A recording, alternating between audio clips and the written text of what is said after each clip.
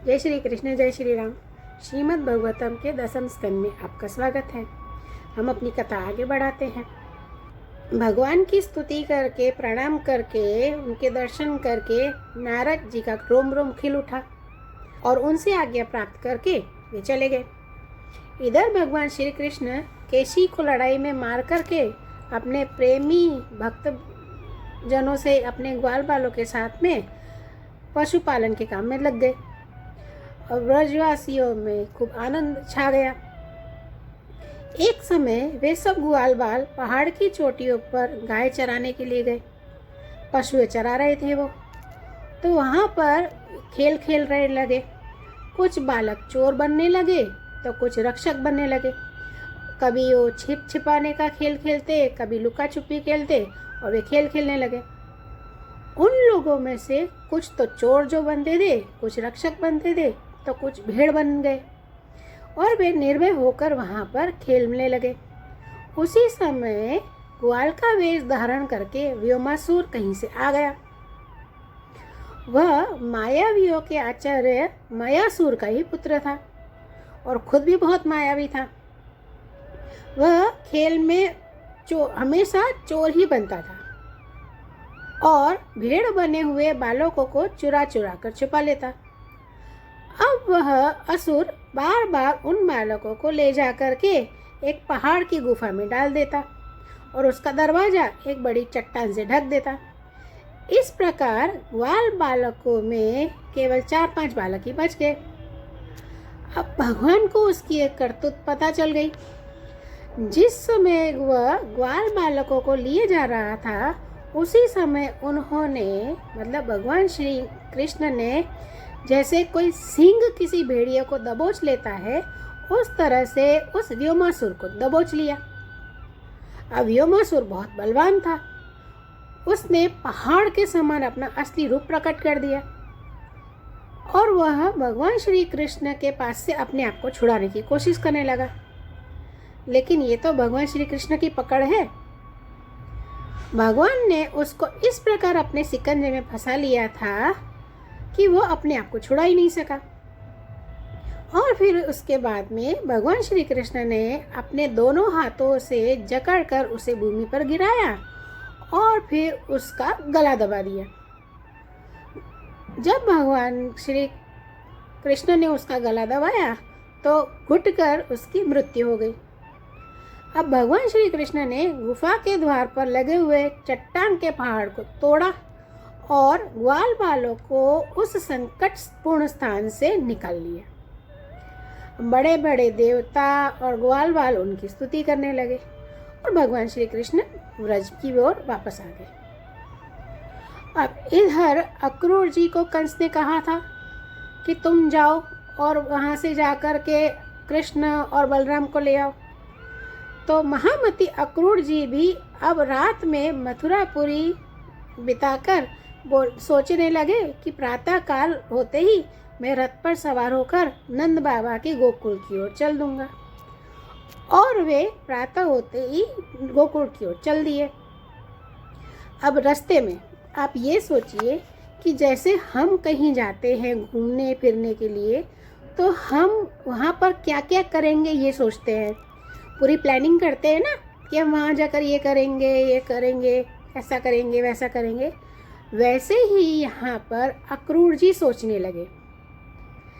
वे सोचने लगे कि मैंने ऐसा कौन सा शुभ कर्म किया, ऐसी कौन सी श्रेष्ठ तपस्या की है, अथवा तो ऐसे मैंने कैसे सत्य पात्र को दान दिया है जिसके फल स्वरूप आज मैं भगवान श्री कृष्ण के दर्शन करूँगा। अवश्य ही आज मेरे सारे अशुभ नष्ट हो जाएंगे। आज मेरा जन्म सफल हो गया, क्योंकि आज मैं भगवान के उन चरण कमलों में साक्षात नमस्कार करूंगा जो बड़े बड़े योगी यतियों को भी सिर्फ ध्यान के लिए ही मिलते हैं। ओहो, वो सोचने लगे कि कंस ने तो आज मेरे ऊपर बहुत ही बड़ी कृपा की है। उसी कंस के भेजने से ही तो मैं इस भूतल पर अवतीर्ण हुए भगवान श्री कृष्ण के चरण कमलों के तो दर्शन कर पाऊंगा। और वे ये भी सोचने लगे, देखिए उनके पराकाष्ठा देखिए। वे सोचने लगे कि जब मैं उन्हें देखूंगा तो सर्वश्रेष्ठ पुरुष बलराम तथा श्री कृष्ण के चरणों में नमस्कार कर जाऊंगा। मैं तो अपने रथ से कूद ही पड़ूंगा और कूदते ही उनके चरण पकड़ लूंगा और लौट जाऊंगा उनके चरणों में। और फिर वे ये भी सोचने लगे कि जैसे ही मैं उनके चरण में लौट लगाऊंगा तो क्या वो अपने कर कमल मेरे सिर पर रखेंगे? कहीं ऐसा तो नहीं सोचेंगे कि कंस का दूत है, उसी के भेजने के कारण ही तो मैं इनके पास आया हूँ, कहीं वो मुझे अपना शत्रु तो नहीं समझ बैठेंगे? फिर अक्रूर जी सोचने लगे कि अवश्य ही मैं तो उनके चरणों में ही हाथ जोड़कर विनती के भाव से खड़ा हो जाऊंगा, चरणों में ही लोट लगा लूंगा, चरणों में ही गिर जाऊंगा। और फिर वे अपनी लंबी लंबी बाहों से मुझे पकड़ेंगे और मुझे अपने हृदय से लगा लेंगे और उस समय तो मेरा देह पवित्र हो जाएगा। वे सोच रहे थे कि जब वो मेरा आलिंगन कर चुकेंगे ना, फिर मैं हाथ जोड़कर सिर झुकाकर उनके सामने खड़ा हो जाऊंगा। तब वो मुझसे कहेंगे चाचा अक्रूर, और जैसे वो मुझसे चाचा अक्रूर कहेंगे मेरा तो समझो जन्म ही सफल हो जाएगा। फिर अक्रूर जी सोचने लगे कि मैं तो उनके सामने विनीत भाव से सिर झुकाकर खड़ा हो जाऊंगा और फिर बलराम जी मुस्कुराते हुए मुझे अपने हृदय से लगा लेंगे और फिर दोनों मेरे हाथ पकड़कर मुझे घर के भीतर ले जाएंगे। फिर वहाँ सब प्रकार से मेरा सत्कार करेंगे।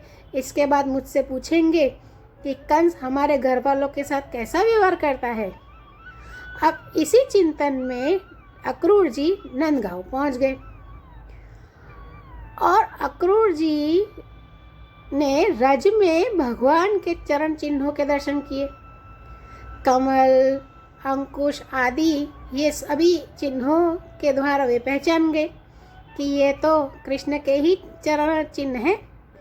उन्होंने उन चरण चिन्हों को देखा, उनका दर्शन किया, उन्हें प्रणाम किया और उनका हृदय इतना आह्लाद हुआ कि वे अपने आप को संभाल नहीं पा रहे थे। उनके रोम रोम खिल उठा, उनके नेत्र सजल हो गए, नेत्रों में से आंसू टपाटप टपकने लगे। वे रथ से कूदे और उस भूमि में लोट लगाने लगे जहाँ पर उन्होंने प्रभु के चरणों की रज देखी, उनके चरण के चिन्ह देखे। व्रज में पहुंचकर अक्रूर जी ने श्री कृष्ण और बलराम दोनों भाइयों को गाय दूहने के स्थान में विराजमान हुए देखा। श्याम सुंदर भगवान श्री कृष्ण ने तो पीताम्बर धारण की हुई थी और गौर सुंदर बलराम जी ने नीलांबर पर धारण की हुई थी। दोनों अभी किशोर अवस्था में ही थे। उन्हें देखते ही अक्रूर जी प्रेम वेग से अधीर होकर रथ से कूद पड़े और भगवान श्री कृष्ण तथा बलराम के चरणों के पास साष्टांग लेट गए। भगवान के दर्शन से उन्हें इतनी खुशी हुई कि उनके आँखों से तो, उनके नेत्रों से तो आंसू ही की धारा ही बहने लगी। उनके सारे शरीर में पुलकावली सी छा गई। उनका गला भर आया और गला भर आने की वजह से वे बोल भी नहीं पा रहे थे। भगवान श्री कृष्ण ने उनके मन के भाव को जान लिया और उनकी बड़ी प्रसन्नता से उनके हाथों को अपने हाथों में लिया और अपने हाथों से खींचकर उन्हें अपने हृदय से लगा लिया। इसके बाद जब वे बलराम जी के सामने देखा तो बलराम जी ने भी उन्हें अपने गले से लगा लिया। फिर दोनों भाइयों ने उनके हाथ पकड़े और उन्हें घर के अंदर ले गए। घर ले जाकर भगवान ने उनका बड़ा ही स्वागत सत्कार किया, कुशल मंगल पूछा, आसन पर बिठाया, पांव पखारे और उनको पूजा सामग्री भेंट भी दी। इसके बाद भगवान ने अतिथि अक्रूर जी को एक गाय दी और उनके पैर भी दबाए, उनकी थकावट दूर की और बड़े आदर एवं श्रद्धा से उन्हें पवित्र और अनेक गुणों से युक्त भोजन करवाया। भोजन कर चुकने के बाद में उन्हें मुखवास भी दिया और सुगंधित माला आदि देकर उन्हें अत्यंत आनंदित किया। इस प्रकार सत्कार हो चुकने पर नंदराय जी ने उनके पास आकर पूछा कि अक्रूर जी, आप लोग तो निर्दयी कंस के जीते जी किस प्रकार अपना दिन काटते हैं? अरे उसके रहते आप लोगों की वही दशा है जो कसाई द्वारा पाली हुई भेड़ों की होती है। जिस पापी ने अपने बिलखती हुई बहन के नन्हे नन्हे बच्चों को मार डाला, आप लोग उसकी प्रजा हैं, फिर आप सुखी हैं। यह अनुमान तो हम कैसे कर सकते हैं कि आप सुखी हैं? इस प्रकार अक्रूर जी पहुँचे भगवान श्री कृष्ण और बलराम जी को लेने के लिए। आगे की कथा में हम जानेंगे कि भगवान श्री कृष्ण ने नंदगांव, गोकुल और ब्रजधाम किस तरह से छोड़ा। तब तक आज्ञा दीजिए। नमस्कार, धन्यवाद।